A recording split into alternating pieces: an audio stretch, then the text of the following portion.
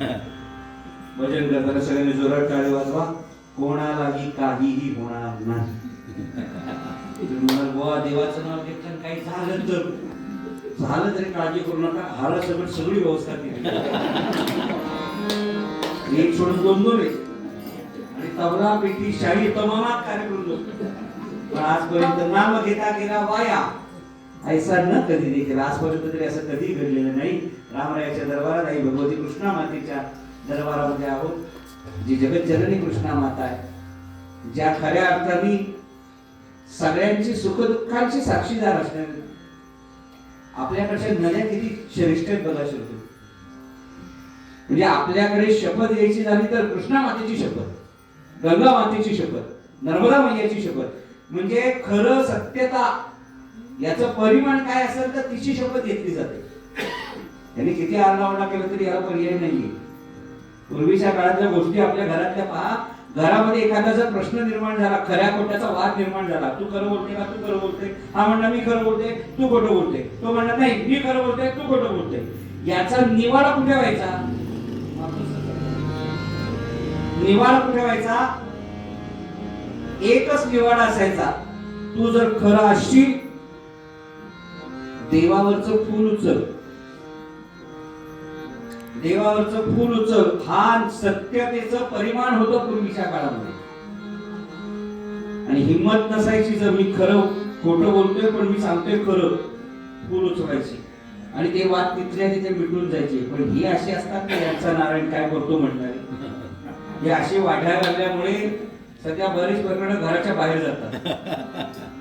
पूर्वीच्या घरामध्ये सामर्थ्य आहे चळवळीचे, जो करील त्याचे, परंतु अधिष्ठान पाहिजे भगवंताचे. अधिष्ठान भगवंताचं होतं म्हणून सगळं व्यवस्थित चालू होतं. एक क्षणभर देवाचं नामस्मरण करूया आणि मग आजच्या आख्यानाकडे वळूया. श्रीमन नारायण नारायण हरी हरी.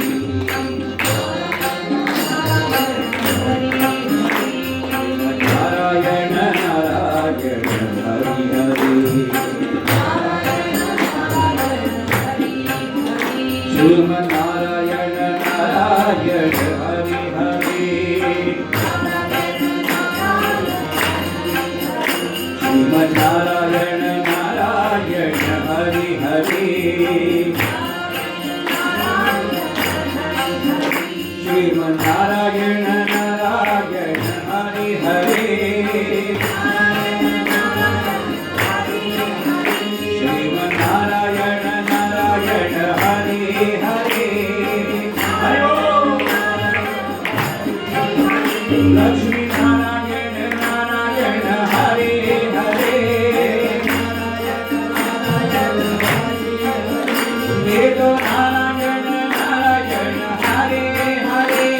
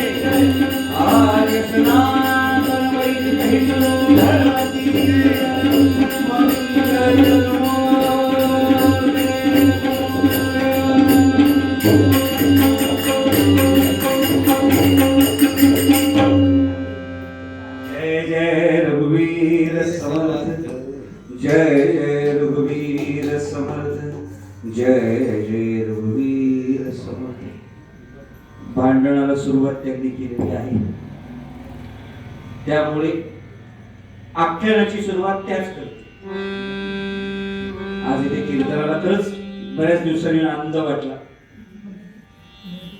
खरं वास्तविकता देवासमोर उभा आहे, खोटं बोलत नाही. कालपर्यंत केरळमध्ये होतो, गुरुवायूर नावाचं ठिकाणी केरळमध्ये.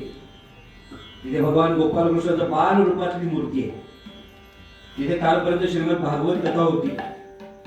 काल रात्री 2 वाजता 1:30 वाजता विमानात बसलो केरळवरून.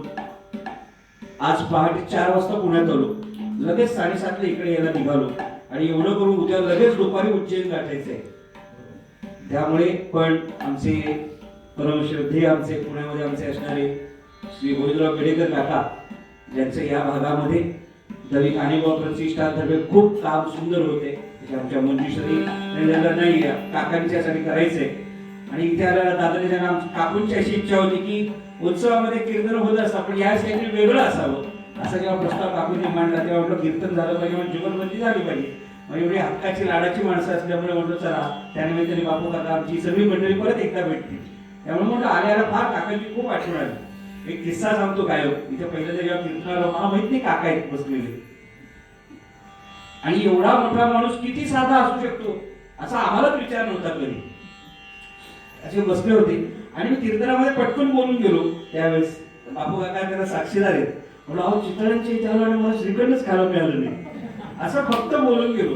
दुसऱ्या दिवशी अर्धा किलोचा डबा इथे पडला होता आणि काकाने आल्याला सांगितलं अहो तो डबा आहे ना तो मीच दिलाय, त्याचा स्वीकार करावा. अरे म्हणून हा एवढा मोठा माणूस आहे.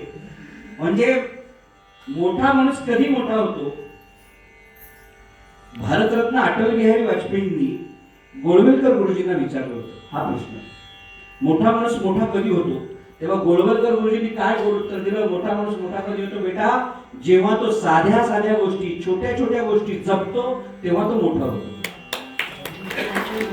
सर्वसामान्य साध्या कीर्तनकारांना इथे आपल्याशी कनेक्ट राहावं यासाठी ही माणसं असतात.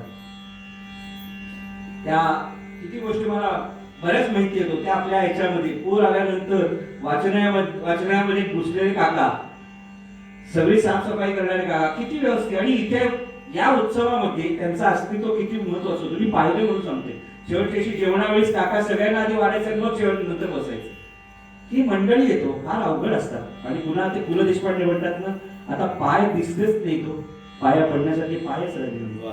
म्हणून आज तिथे आपण गेलं पाहिजे. का तर काकांसाठी, या काकांसाठी आणि आमच्या पेडेकर काकांसाठी त्यांचा शब्द आमच्यासाठी प्रमाण असतो. म्हणून आज रामरायाच्या समोर कीर्तनाला उभे आहोत. जुगलबंदी आहे 2 अख्यानं. काहींना असं वाटतं, काहींना प्रश्न असा होता की कीर्तन जुगलबंदी म्हणजे नक्की काय, काही वेगळं काही करणार आहे का. आपल्या कीर्तनासारखंच कीर्तन असतं, फक्त एक अभंग, त्याची एक बाजू त्या सांगतात, एक बाजू आम्ही सांगतो.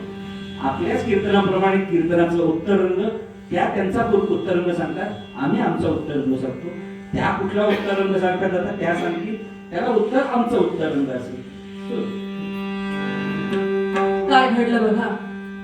अफजल्याला ठार केल्यावर करावा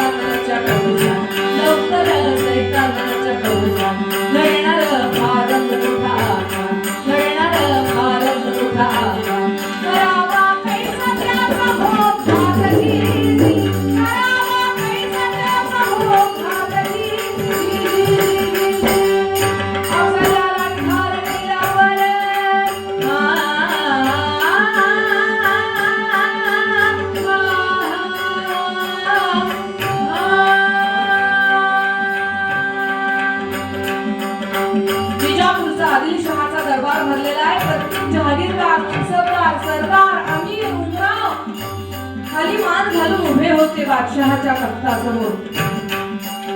बादशहाच्या डाव्या बाजूला असलेल्या चिकाच्या पडद्याआड बडी बेगम साहेबा बसली होती आणि दरबारात बातमी आली होती की अफजल खानाला शिवाजी राजानं कोथळा काढून संपवलं. चांदीच्या तख्तातला पैसेचा विडा उचलल्यासारखा दिमाखात विडा उचलून अफजल खानाला सांगितलं होतं, या विजापुरात शिवाजी राजाला घेऊन येतो. पण कसलं काय हो? त्यानं नेलेलं कितीतरी लाखाचं सैन्य, घोडदळ, सगळी जनावरं, पैसा, अडका, दागदागिने हे तर सगळं गेलंच. पण अफजल खान सुद्धा जिवंत परत आला नाही.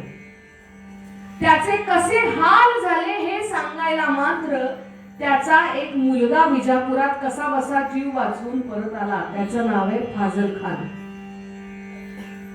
त्यानं सगळं विजापूरच्या दरबारासमोर जाहीर सांगितलं आणि ते सगळं वर्णन ऐकून सगळ्या दरबारातली लोक विचार करतायत, एवढा धिप्पाड असलेला अफजल खान शिवाजी राजानं चुटकी सरसा संपवला, आपण तर किस झाड की पत्ती.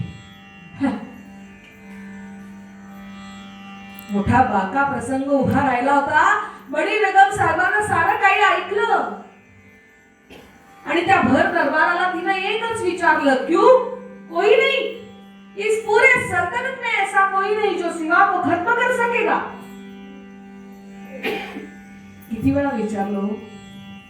एकदा, दोनदा, तीनदा, अनेकदा विचारून सुद्धा दरबारातून होऊ नाही की चू नाही, टाचणी पडली तरी आवाज येईल इतका शांत होता दरबार. अफजल खानाचं हे होऊ शकतं, आपण विचारच नको करायला. कोणीच पुढे येईना. काय करावं? कोणी एकेकाळी आदिलशहाच्या दरबारात ठराविक रकमेची जहागीर, तो प्रांत सांभाळणाऱ्या एका जहागीरदाराचा हा मुलगा, हे राज्य व्हावं ही तो श्रींची इच्छा असं म्हणत त्यानं पहिली चढाई केली ती आदिलशाहीच्याच ताब्यात असलेल्या पहिल्या 2 किल्ल्यांवर. त्यातला एक होता तोरणागड आणि दुसरा होता रोहिडेश्वराचा गड. लहान आहे मुलगा, कळत नाहीये. मोठा झाल्यानंतर बादशाहीचं वर्चस्व समजेल त्याला म्हणून वाट बघत राहिले हे बादशहा. पण वाढतच गेलं हे स्वराज्य आणि त्या असलेल्या स्वराज्याचा धाक या महाराष्ट्राच्या 4ही दिशेला बादशाह होते. त्या बादशाहीलाच नाही तर दिल्लीच्या तख्ताला सुद्धा वाटायला लागला. कोणीतरी उठावं आणि आपली ही वर्षानुवर्षाची बादशाही संपवावी हे आदिलशहाला सहन होणं शक्यच नव्हतं. अस्वस्थपणानं दरबारातून बाहेर पडला, स्वतःच्या दालनात गेला, निर्धाऱ्या घालू लागला. काय करावं, कसं करावं, कोणाला बोलवून घ्यावं जेणेकरून हा शिवाजी राजा आपल्याला पकडता येईल विचार करतोय. आणि निर्धाऱ्या घालता कोणी एकेकाळी त्याच्या खाजगी पत्रांमध्ये आलेलं एक पत्र त्याला आठवलं. कोण्या एका सरदारानं ते पाठवलं होतं आणि त्या पत्रामध्ये बादशहाची रजामंदी मागितली होती. बादशाह सलामत कुठली तरी एखादी मोहीम या नापाकाच्या नावावर लिहून दिली तर बरं होईल अशा अर्थाचा तर्जुमा होता त्या पत्रामध्ये. आणि लक्षात आला आता शिवाजी राजाला कोंडीत पकडायचा असेल तर हाच माणूस इथे बोलवला पाहिजे. झरझर पत्र लिहायला घेतलं, ते लखोटा बंद केलं, त्याच्यावरती शिक्का मोहर उठवली आणि पाठवून दिलं बादशहानं. कुठे? बंगळूर प्रांतात कर्नूल नावाचा किल्ला. त्या किल्ल्याच्या किल्लेदाराकडे. कोण होता हा किल्लेदार? हबशी पठाण होता. 6-6.5 फूट उंच, काळा कभिन्न, याच्याकडे असलेली याची सगळी सैन्याची लोक सुद्धा अशीच. बरं, बादशहाचं पत्र ह्याच्या हातामध्ये पडलं. त्यानं ते डोक्याला लावलं. या अल्लाह शुक्रगुजार हो असं म्हणत ते लखोटा बंद पत्र त्यानं उघडलं. बादशहानं विजापुरात बोलवलंय हे वाचलं आणि यानं आपला किल्ला सोडला. बरोबर अंदाजे 10,000 फौज घेऊन मजल दर मजल करत करत करत करत तो विजापुरात येऊन पोहोचला. बादशाह समोर उभा राहिला. बादशाह सलामत, हुक्म कीजिए, बंदा आपकी खिदमत में हाजिर है असं म्हणून कुर्निसाब केला यानं बादशहाला. आणि बादशहाने याला समोर बसून सांगितलं, सिद्धी, आत्ताची वेळ फार महत्वाची, कारण तो शिवाजी आता पन्हाळ्यावर आहे. त्याच्या दिल का तुकडा असलेली त्याची पुण्याची जहागीर आता औरंगजेबाच्या मामाकडे, शास्ता खानाकडे आहे. एका बाजूनं तू आणि एका बाजूनं शास्ता खान, दोन्ही बाजूनं दोन बलाढ्य शत्रू आले की एवढंच असलेलं स्वराज्य सहज चिरडून टाकता येईल. बोल, तुला काय मदत करू? हेतू एकच, इच्छा एकच, या शिवाजी राजाला विजापुरात घेऊन ये. अर्थात सिद्धीने याला रुकार भरला. 10,000ची फौज घेऊन आलेला सिद्धी यानं विजापूरच्या बादशहाकडून अजून 30,000ची फौज मागून घेतली आणि 40,000 फौजेनिशी त्यानं विजापूर सोडलं. मजल दर मजल करत करत हा पन्हाळ्याच्या पायथ्याशी येऊन ठेपला. पाहता पाहता त्याच्या 40,000च्या सैन्याचा वेढा या पन्हाळगडाला पडला. प्रहरभर उलटून गेला हो, पण गडावरून साधं चिटपाखरू सुद्धा खाली आलेलं दिसलं नाही. आपल्या शामियानात बसून दुर्बिणीत तर बघतोय कोणीतरी खाली येईल, तहाची बोलणी करेल, काहीतरी सांगेल. छट, काही घडलं नाही. संध्याकाळची वेळ आली, त्रस्त झाला. पण यानं टाकलेला वेढा, याचं आलेलं सैन्य गडावर कळलं नव्हतं का? कळलं होतं. भर दुपारी 12च्या त्या रण रण रण तापलेल्या उन्हामध्ये आलेली 40,000ची ती फौज इंग्रजी महिन्याचं कॅलेंडर उघडून पाहिलं तर साधारण एप्रिल महिन्याच्या मध्यानंतर आलेली आहे. आणि पुढची जवळजवळ 2.5 महिने एवढा कालखंड ती त्या पन्हाळ्याच्या भोवतीच वेढ्याच्या रूपात उभी आहे. ही आलेली फौज कळली नव्हती का गडावर? कळली होती. भर दुपारी 12च्या उन्हात आलेलं सिद्धीचं हे सगळं सैन्य राजानं टेहळी बुरुजावरून निरखलं होतं, पाहिलं होतं आणि मनात विचार केला होता, असू दे, येऊ दे, शत्रू ऐन दारात आलाय, तो दारातच थांबू दे. एकदा का पाऊस सुरू झाला की सिद्धीच काय, त्याचा वेढा शिल्लक राहणार नाही, खात्री होती राजाला. पण सगळ्या आधीच्या मोहिमांचा अभ्यास करून आलेला हा सिद्धी याला ठाऊक होतं, 12 मावळात कोसळणारा पाऊस हा सरळ कोसळत नाही, तो वेडा वाकडा कोसळतो. आणि म्हणून त्यानं पन्हाळगडाच्या तटाशीच आपले सैनिक उभे केले आणि तटाच्या आधारानं उतरती छप्र बांधून घेतली, ज्याच्या खाली पावसात न भिजता वेढा कडेकोट बंदोबस्तात घट्ट उभा राहिला. काय घडलं माहितीये का? एक हातभर लांब असलेला सिद्धीचा शिपाई आता तटाला चिकटून उभा राहिला. वेढा सैल झाला नाही, तो अधिकच आवळला गेला. आता काय? आता काय? 2-2.5 महिने झाले, पहिली सर कोसळून गेली आहे, धो पाऊस सुरू झालाय, खाली उतरता येत नाहीये गडावरून. एका बाजूने शास्ता खानाची फौज पुण्यात आणि तिथल्या जहागिरीच्या प्रांतात धुमाकूळ घालते. काय करावं? त्रस्त झाले राजे. काहीतरी मार्ग सापडलाच पाहिजे. धो पाऊस कोसळतोय, पण त्या पावसाची तमा न बाळगता राजानं गडावरचं आई भवानीचं मंदिर गाठलं. आत मंदिरात गेले राजे आणि समोर उभ्या असलेल्या त्या अष्टभुजेला, त्या आई भवानीला राजांनी पाहिलं. तोपर्यंत गोंधळी पटकन उठला, त्याने गळ्यात संबळ अडकवली. आई भवानी समोर परडी ठेवले होते कुंकू, स्वतःच्या कपाळी त्याचा मळवट पडला. तोच हात राजाच्याही कपाळीतून लावला आणि गळ्यातली संबळ वाजवत हा गोंधळी राजाच्या यशासाठी अवतार घालू लागला आई भवानीकडे. आली आली हो गोंधळाला, गोंधळाला आली,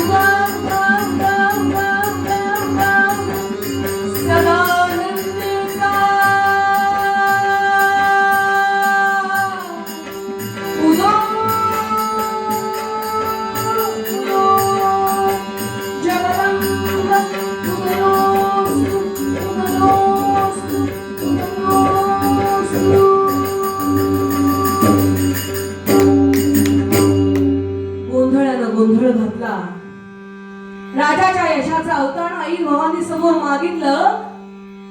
गोंधळ संपला आणि दुसऱ्याच क्षणाला त्या धोधो कोसळणाऱ्या पावसातनं देवडीवरचा पहारेकरी धावत आला. म्हणाला, महाराज महाराज महाराज, चला भेटीनं चला, भेटीनं चला. अहो तुमची वाट पुसत पुसत एक रामदासी आलाय गडाच्या दाराशी. तुम्हाला भेटायचं म्हणतोय. रामदासी मुंगी सुद्धा शिरू शकत नाही इतका वेढा घट्ट आहे आणि एक अख्खा माणूस वरती येतो. राजे धावपळीत गेले गडाच्या त्या दरवाजापाशी. कच्च भिजलेल्या रामदासाला आत घेतलं, त्याला कोरडी वस्त्र दिली आणि तो रामदासी सांगतोय, राजे सिद्धी हाही एक माणूसच, देव नाही. त्याच्याकडनं चुका व्हायच्याच आणि अशीच नजर चुकीनं एक जागा सुटली आहे जिथे फारसे पहारे नाहीत. हा वाट थोडी निसरडी आहे, पण गडाच्या वेढ्यातून खाली उतरून निसटून जाता येऊ शकतं. वेढ्यातून बाहेर पडलात की या पन्हाळ्याच्या वायरमेला असलेल्या विशाळ गडाच्या रोखानं पुढे तुम्हाला जाता येईल. विशाळ गडावर पोहोचलात की मग पुढे काय करायचं हे पाहता येईल. एका क्षणात संपली हो सगळी अडचण. ज्या प्रश्नानं रोजचा दिवस उगवत होता आणि मावळत होता तो प्रश्नच संपला. मार्ग सापडला. राजाने झर झर झर झर ज्याला त्याला ज्याची त्याची कामं नेमून दिली.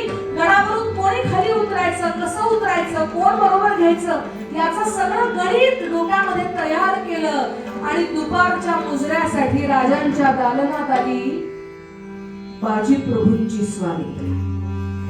मुजरा केला राजांना आणि राजाने सारं काही बाजी प्रभूंना सांगितलं. राजे सांगतायत, बाजी गुरुपौर्णिमेच्या दुसऱ्या दिवशी आपण गडावरून खाली उतरू. तुम्ही, मी निवडत 600 मावळ्यांची शिवंती. हे रामदासी आपल्याला मार्ग दाखवतील. वेढ्यातून सुटून विशाळ गडाच्या रोखानं पुढे जाऊया. पुढे काय होईल ते पाहता येईल. आणि ज्या दिवशी गड सोडायचा होता ना, तो दिवस कधी उजाडला आणि कधी मावळला कळलंच नाही हो. भर रात्री 12च्या सुमाराला ही मंडळी पेटत्या पलित्याच्या त्या अर्धवट उजेडात, कोसळणाऱ्या पावसाच्या वातावरणात ती पालखी खांद्यावर घेऊन गडावरनं खाली उतरतायत. वाट दाखवणारा रामदासी, त्याच्या पाठी 300 लोक, त्याच्या पाठी राजांची भुयांनी उचललेली पालखी, पालखीच्या पाठी उरलेले 300 लोक आणि पालखीच्या बरोबरीनं बाजी चालतायत. गुडघाभर चिखल होता हो, पाय गुळगुळत होता, लचकत होता. टाचे देणारी ती कळ मस्तकापर्यंत पोहोचायच्या आतमध्येच असलेल्या मनामस्त मात्र आई भवानीला साथ घातली जात होती. मनापासून मागत होते, बाई ग, इथून पुढे तुझ्याकडे स्वतःच्या आयुष्यासाठी काही मागणार नाही, पण आमच्या स्वराज्यासाठी. पालखीत बसलेला आमचा हा राजा आमचा राजा नाही ग, आमचा देव आहे, देव. त्याला सुखरूप या वेळातून पार करायची ताकद दे. अहो करत वीज कडायची, मन थकायचं, पण धावणारी पावलं थांबत नव्हती. पेटत्या पलित्याच्या अर्धवट उजेडात ती निसरडी वाट पार झाली. आता 40,000चा गोट पार करायचा. पहारे बदलायची वाट पहिली. जग ते हो असं म्हणून एका हशमाची जागा दुसऱ्या हशमानं घेतली. आरोळीचा आवाज दूरवर जाऊन कुठेतरी थांबला आणि या लोकांनी त्या काळ्या कुट्टकीर्ण अंधारात तो 40,000चा वेढा सुद्धा मोडून पुढे गेलेले लोक धावत निघाले. आता विशाळ गडाच्या रोखानं निम्म अंतर कापलं आणि बरोबर निम्म्या अंतरातच असलेल्या त्या घोडखिंडीत क्षणभर विसाव्यासाठी थांबले सारे. क्षणभर थांबू आणि पुढे जाऊ असा विचार करून पालखी खाली टेकवली आणि इतक्यात पाठीमागून येणारा हेर सांगतच आला, जय जय राम कृष्ण हरी, जय जय राम कृष्ण हरी, जय जय राम कृष्ण हरी, जय जय राम, जय जय राम कृष्ण हरी, जय जय राम कृष्ण हरी, जय जय राम कृष्ण हरी, जय जय राम कृष्ण हरी, जय जय राम कृष्ण हरी,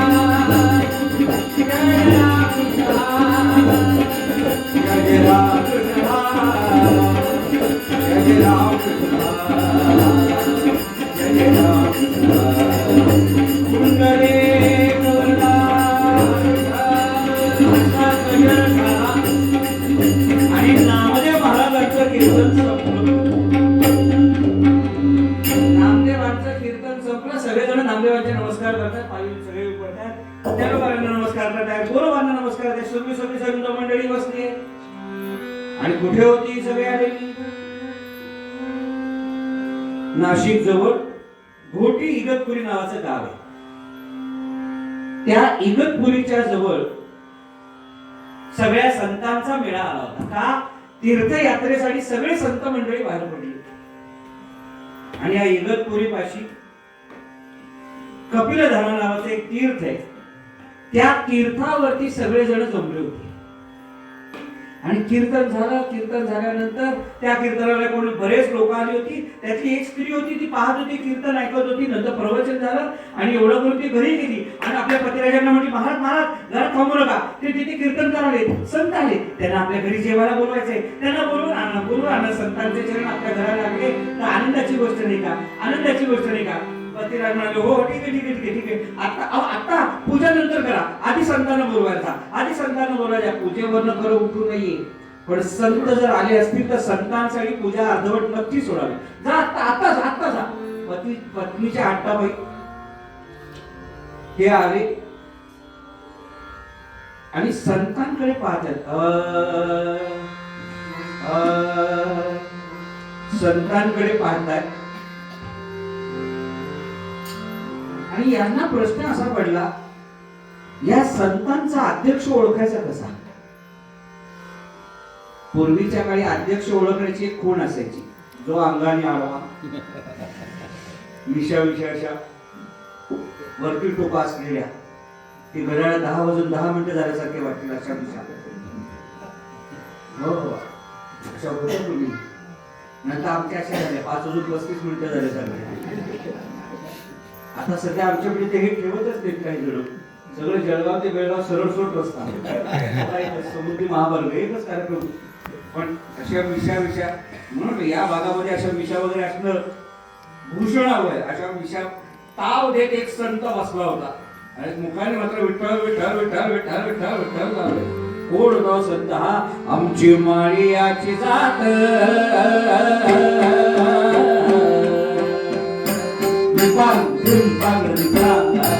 आमची माळियाची जात, शेतला हो बागायत, आमची माळियाची जात.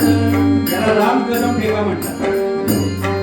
माळ्याच्या माळ्यामध्ये पासून ज्वारीच्या आगीची मशाला हाती सगळीकडे हा टेका आहे, म्हणून रामकदम टेका. आमची माळियाची जात, शेतला हो बागायत, आर लसूण मिरची पोदी करे, लसूण मिरची पोदी करे, अवघा झाला माझा मनी, अवघा झाला माझा मनी, अवघा झाला माझा मनी. आमची माळिया जात. आमच्या विश्वनाथ पुरोहित सातारची आमच्या आमची माळिया असे सावतोबा बसले होते. सावतोबा आणि हे जाऊन बसले, यांचं नाव कमलाकर भटजी. महाराज सावतोबा म्हणाले, कोण आपण? म्हणे माझं नाव कमलाकर भटजी. असं होय, इकडे काय कारण काढले बघा? नाही म्हणे महाराज, अहो आमच्या सौभाग्यवती ते कीर्तनाला आल्या होत्या, त्यांना कीर्तन आवडलं आणि त्यांची अशी इच्छा आहे की, आणि माझी पण इच्छा आहे की सगळ्या तुम्ही संत मंडळीने आमच्या घरी जेवायला यावं. आजचा दुपारचा पांडुरंगाचा नैवेद्य आमच्या घरी व्हावा. सावतोबाने असं वरपासून पांडुरंग पाहिजे. काय नाव सांगितलं तुम्ही? कमलाकर भटजी. कमलाकर भटजी, आमची माणसं केवढी आहे ती बघितली का? हा, आणि जेवण म्हटल्यावर जास्त येतात. मी त्यांचं सांगतोय, जास्त जेवण म्हटलं जास्त येतात, त्यामुळे आमचं येणं काय जमणार नाही. म्हणजे महाराज असं नका करू, तुमचे चरण कमल आमच्या घराला. आवाज चरण कमल वगैरे काही नसते. असं मी काय म्हणतोय, तुम्ही समजे तुमच्या घरातलीच माणसं इकडे या, आपण इकडे जेऊ, इथं तुम्हाला आशीर्वाद देतो, पांडुरंग तुमचं कल्याण करेल. असं नका न म्हणू. नाही म्हणू नव्हे, आम्हाला पांडुरंग कोणाला विनाकारण त्रास द्यायला परवानगी देत नाही. महाराजात कसला त्रास आहे? अहो तर नाही जमणार नाही म्हणून सांगितलं या पाहू तुम्ही किती वेळा सांगू आम्ही येणार नाही म्हणून. जशी पांडुरंगाची इच्छा. मग कमला गरबडची माग फिरली. घरी येऊन बायकोला सांगितलं तिचं नाव शुद्धमती. संत काही येत नाही ग, संत काही येत नाही. ती पत्नी पटकन म्हणून गेली महाराज ज्या अर्थी संत आपल्या घरात येत नाही त्या अर्थी त्यांचा दोष नाही आपला दोष आहे. संतांचे चरण आपल्या घराला लागत नाही, आपल्या घरामध्ये माणसं येत नाही हा आपला दोष आहे. मग ज्या घरात संतांचे चरण कमल लागत नाही ते घर सोडावं आणि देह नदीमध्ये अर्पण करावा असं ती बोलून गेली. आणि 5 वर्षाचा मुलगा त्याचं नाव गोपाळ त्यांचा मुलगा होता तो बाहेर खेळत होता. त्याने आत पाहिलं आई बाबा दोघं रडतात. पळत पळत पळत पळत आला आणि आई बाबा विचारलं असं आईला पण आई रडतीस का कोणी तुला मारलं का. मारलं नाही रे मारलं. मग का रडती मग तू. अरे असं असं झालं रे ते संत नाही येणार म्हटले. मुलगा हुशार होता पटकन म्हणाला आई जर संत घरी आले तर तुम्ही हसाल. आई बाबा म्हणाले हो हसू की. आणि मग आई बाबा अहो संत मी आणतो संतात. आणि म्हटलं नाही हा पोरगा पळत पळत पळत पळत पळत पळत पळत संत जिथे होते तिथे आला. आणि सगळ्या संतांकडे माझं कोणाला विचारलं कोणाला विचारलं त्यांना विचारलं कारण कोणी पकवाजाला कणिक लावत होतं, कोणी एकतारी लावत होतं, कोणी पांडुरंगाची पूजा करत होतं. आणि या सगळ्या संतांमध्ये एक संत असा दिसला. आणि या गोपाळाला वाटलं बहुतेक हेच अध्यक्ष असावे. आता अध्यक्ष बदलला येईपर्यंत हेच संत असावे अध्यक्ष. आणि हा मुलगा त्यांच्या समोर जाऊन उभा राहिला. ते संत होते काही साधे नव्हते. दोन्ही बाजूला अशी गोपुरं लावले, दोन्ही बाजूला गोपुरं लावली. आता मध्ये विठाळ विठाळ विठाळ विठाळ विठाळ बसले होते. आणि हा मुलगा असं समोर उभा आहे. गोपाळ डोळे उघडतील वाट बघतील डोळे उघडतील डोळे उघडतील. आणि बराच वेळ झाला की संत डोळेच उघडायला तयार. आणि शेवट हा गोपाळ कंटाळला. अरे उघडा ना डोळे म्हणून त्यांनी असे कमरे वाटून उभा राहिला. उघडा ना डोळे किती वेळचा मी उभा आहे. आणि या मुलाने कमरेवर हात ठेवायला आणि त्या संतांनी डोळे उघडायला. कसं दृश्य दिसलो. कटीवर कर ठेवूनिया कटीवर कर ठेवूनिया पद जोडूनिया पुढे उभा राहे. ध्यान विसर्जनकारी ध्यान विसर्जनकारी शिशुला त्या नामदेव तो पाहे. नामदेवानी डोळे उघडले आणि आधीच हे काळा सावळं लेकरू त्यात कमरेला ठेवले. नामदेवाला वाटलं अरे कोणी नाही आले. पटकन अरे पांडुरंगा म्हणून मिठी बा विचारला. अरे माझा पांडुरंग आला रे माझा पांडुरंग आला रे. आणि सगळ्यांकडे हाव नामदेव हाव नाम दिलं बा सावळा पाहिजे का नामदेव हा पांडुरंग आला पांडुरंग. आणि असं खांद्यावर घेऊन नाचायला लागले. आणि नाचता नाचता नाचता नाचता नामदेव म्हणतात अरे देव विठ्ठल देव पूजा विठ्ठल विठ्ठल विठ्ठल तीर्थ विठ्ठल चेत विठ्ठल तीर्थ विठ्ठल तीर्थ विठ्ठल तीर्थ विठ्ठल चेत विठ्ठल तीर्थ विठ्ठल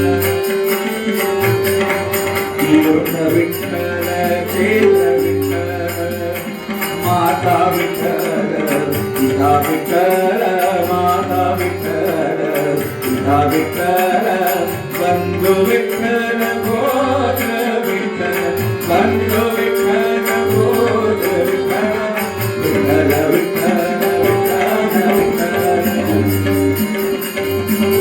आणि नामदेवानी सगळ्यांना सांगतात माझं पाठवून पाहिलं का माझं पाठवून पाहिलं. अरे नाम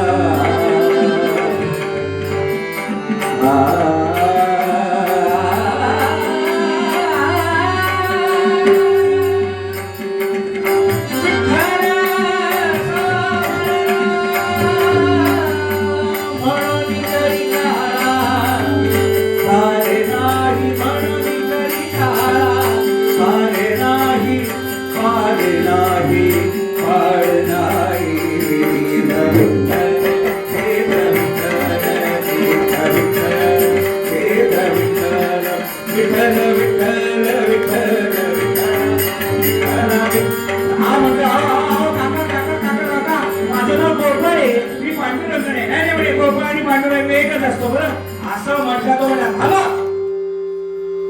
तुमचा मी पांडुरंग नक्की नामदेव महाराज म्हणले नक्की मग मला सांगा तुमच्या पांडुरंगाच्या आई वडिलांनी जीव दिलेला चालेल का पोरका झालेला चालेल का तुमचा पांडुरंग म्हणजे अहो आमच्या आई बाबा जेवायला बोलवायला आले होते इथे आणि तुमच्याशी जाडगिरीशी कोणतरी संते जिन्नस गाडगेवाचा एक जिन्नस आहे ते म्हणाले आम्ही येणार नाही जेवायला असं नामदेव महाराज म्हणाले आपल्या जाडगिराचा जिन्नस एकच हा सांगतो बा इकडे कोणी आलो होतं का असं हो म्हणे एक दोन आले होते त्यांना आम्ही सांगितलं काही जमणार नाही एवढी माणसं घरी कुठे जायचं वगैरे अहो पण त्याचा परिणाम बघा त्यांना फार वाईट वाटले अहो ते जीव द्यायला निघाले तो जीव द्यायला सावतो म्हणाले काय करायचं म्हणजे आता सगळ्यांना विचारा जायचं का जेवायला आणि सगळ्या वारकऱ्यांना विचारलं काय रे जायचं का जेवायला पांडुरंगाचं नैवेद्य जायचं का पांडुरंग आमचे बोलवायला आले सगळे वारकरी म्हटले खाण्याच्या बाबतीत भावनेचा आदर झालाच पाहिजे जायचं म्हणजे हो येतो आणि पोरग पळत निघालो येतो म्हटल्यावर शुद्ध माझ्याशी दारात उभीच होती आला का आणि मुलगा पळत येताना पाहिला आणि गतीवरनं प्रगती कळली साधारणतः ती रिझल्टच्या दिवशी जास्त कळते एकदाच उड्या मारत आलं समजायचं गंगेत घोड आणि तेच पोरग एरंडेलचा बोळा तोंडात कोंबल्यागत आलं की समजायचं याच तिकिटात हा शू पुस्तक बाइंडिंगला टाका पण पळत आली आणि विचारलं आई लाग स्वयंपाकाला संत येताय संत काका येताय स्वयंपाक सुरू झाला अन्नपूर्णा प्रवेशनी अन्नात अन्नाचे जाहले भौडिग स्वयंपाक पूर्ण झाला आणि आता हे कमलाकर भटजी त्या गोपाळाचे वाणी बघ सगळ्या संतांना बोलवायला निघणार तेवढ्यात काय घडलं सगळा असा खमखमाट सुटला होता त्या पदार्थांचा आहा आणि भूक लागली होती त्या पोराला त्या वासानी आणि इकडे आले आई अशी स्वयंपाक करत होती मागण्याची उठी मागली आई काय झालं गोपाळा आई मला भूक लागली काहीतरी खायला दे आता काय खायला दे बघ गोपाळा आता काही वेळात स्वयंपाक झालाच आहे आता नैवेद्य होईल संत आले संत जेवण झालं की आपण जेवायला आई ते मला म्हणले मला पहिलं काहीतरी खायला अरे आता कसं काय देणार तुझ्यासाठी वेगळं करायला मला वेळ आणि मला वेगळं नको करू ती पापड तळले ना पापड तो थोडं देते का पापड आई म्हटली मिळणार नाही नैवेद्य दाखवल्याशिवाय होणार नाही आई म्हटली ती मला तुम्ही काय म्हणते ती तो भजी दे ना भजी अरे नैवेद्य दाखवल्याशिवाय कळतं की नाही मग कोरडे तरी दे ना आई अरे मिळणार नाही आणि माझं पोट बघ की कसं खपाटीला गेले मला सकाळपासून फार भूक लागली आहे ग असं नाटक करू नकोस काही मिळणार नाही तुला आता नैवेद्य झाल्याशिवाय पूर्वी एक कार्यक्रम आपल्या घरात असायचा हे आता सगळंच फार जाऊ दे न बोललेलं बरं आपल्याला घरातली आजी मंडळी असायची ना प्रकरण ती यात्री होती त्या हातच लावून दाखवून नैवेद्य झाल्याशिवाय हाताची तुकडे तोडली मग जेवायचं कसं मी भरली असं मी माझ्या आजीला विचारलं होतं मला आजी म्हटली नैवेद्याला हातच लावून दाखव पदार्थाला हाताचे तुकडे करी म्हटलं माझे हाताचे तुकडे केले तर मी जेवायचे कसे मी भरवीन तुला पण हात लावायचा नाही तसा कार्यक्रम जेवायला मिळणार नाही अरे असं नाही करायचं हो काय करायला काही आले नाही वाईट असं बघ गोपाळा जरा बाहेर जाऊन पाणी वगैरे सगळीकडे ठेवले का भुगनी पो सगळीकडे पाणी ठेवलेला आई झालं का स्वयंपाक झालं का माझ्या अरे काय नाही होय नाही आई दे नको मला भूक लागली शेवट आईचं काळीच म्हटली बाळा तुला असं करू का एक गव्हाची चांदगी देऊ का करून चांदगी ते लवकर दे पण, लवकर दे. होय होय होय देते देते. आणि पुन्हा 5 मिनिटांनी आई झाली का चांदी, झाली का? अरे होते होते. आई आई जरा त्याच्यामध्ये जरा गोड घाल बरं का, गव्हाच्या पिठामध्ये जास्त घाल, जरा गोड गोड गोड गोड कर. अरे होय करते. आई आणि ते तूप जरा जास्त घाल, परवा गेली तिथे तूप घातलं. अरे होय करते तितकी. आई झाली का ग चांदी? अरे होत नाहीये. का नाही झाली आई चांदी? अरे बाळा सरपण संपलंय बघ. असं करतो का? काल आपण माळ्यावरती सगळं सरपण ठेवलं बघ, लाकडं वगैरे. जाऊन जरा लाकडं टाकतोस का 2-4 खाली? तुझ्यासाठी चांदी करते बरं. जातो. आणि आई मी जातोय पण लक्षात ठेव लवकर सरते काय बरं, चांदी कर. मी आता जातोय पण मी पुन्हा येईल, मी पुन्हा येईल, मी पुन्हा येईल. आता जातोय मी. आणि मुलगा पळत पळत पळत पळत पळत वर निघाला. वरे चढून गेला माळ, वरे चढून गेला माळ, काष्टी काढिता महाव्याळ.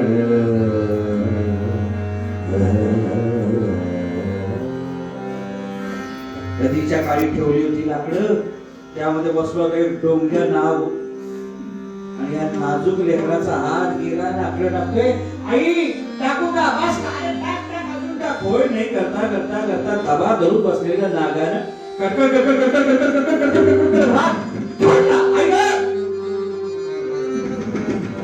असा हा आवाज ऐकला. अरे अरे गोपाळा ये खाली, ये खाली. चांदी झाली बघ, चांदी झाली. 1 नाही 2 नाही. म्हणून ती वरती बघायला आधी पळत पळत बघते तर वरती जावोनी पाहे तो गेली वंश दीपिका बेजो. कसला आवाज झाला म्हणते कमलाकर पडत्या. आणि त्या लेकराची नस पाहिली लागली नाही आणि लक्षात आलं सिद्धवती आपला तो पांडुरंगाच्या चरणी विलीन झाला. बरं आता हे बघा सगळं रडत बसायला वेळ नाही आपल्याकडे. ही घटना व्हायच्या आधी स्वयंपाक झालाय, त्यामुळे आता त्या स्वयंपाकाला शुद्धता असा काही विषय नाही. आपण हे लेकरू झाकून ठेवूया. थोड्या वेळात संत घरी जेवायला येतील. आधी त्यांना जेवायला वाढू आणि मग याच्यासाठी रडत बसू.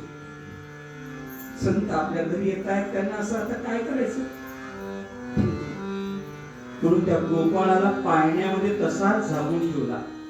निर्धार हे वर्म चुकू नये, निष्ठावंत भाव भक्तांचा स्वधर्म, निर्धार हे वर्म चुकू नये, तसंच झाकून ठेवलं.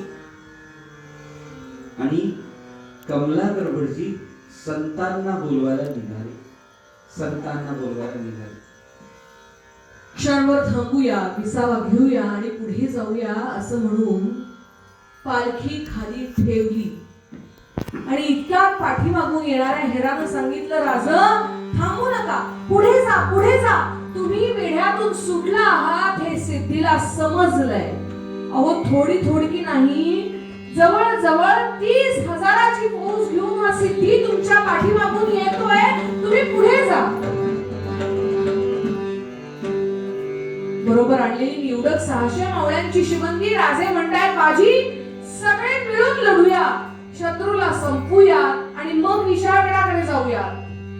नाही राजे नाही, आजवर तुम्ही म्हटलात ते आम्ही ऐकलं ना, मग आज आम्ही सांगतोय ते तुम्ही ऐकायचं. ऐका राजे माझं, लाख मेले तरी चालतात पण लाखाचा पोशिंदा म्हणू नये. निम्मी शिबंदी घ्या, तुम्ही पुढे जा, विशाळगडावर पोहोचा आणि गडावर पोहोचलात की फक्त तोफांचे 5 बार करा. मी समजेन माझा राजा गडावर पोहोचला म्हणून. तोपर्यंत या खिंडीतून एकही गनिम पुढे सरकणार नाही, शब्द देतो. राजांची पालखी पुन्हा उचलायला लावली. निम्मे लोक राजांच्या बरोबर पुढे पाठवून दिले. 5-10 पावलं पुढे गेली असेल हो पालखी. राजांनी पालखी थांबवली. पाठीमागे उभ्या असलेल्या बाजींकडे एक बार वळून वाकून पाहिलं, त्यांना जवळ बोलवलं, हातातलं सलकड काढलं आणि बाजींच्या हातात घातलं. राजे हे काय? काही नाही, एकच आठवण ठेवा, तुमचा राजा तुमची वाट बघत गडावर उभा आहे. लवकर या. हो येतो, तुम्ही व्हा पुढं, मी येतोच. आणि असं म्हणून राजांना पुढे पाठवून दिलं. पहाटे 3:30 पावणे 4 ची ही वेळ आहे. जवळ 300 लोकच होते हो. त्या घोडखिंडीचा आकार इतकासा अरुंद, चिंचोळा, एका शेजारी एक अशी 5च माणसं एका वेळेला त्या खिंडीत उभी राहू शकतात. हे गणित लक्षात घेतलं आणि बाजींनी जवळ असलेली 300 माणसं एखाद्या चक्रव्यूहासारखी त्या खिंडीत उभे केली. 5, 25, 50 अशा फळ्या उभ्या केल्या. जे उरले होते त्यांना कडेकपारीत चढायला सांगितलं. हाती येईल तो धोंडा खाली ढकलून द्यायला सांगितला.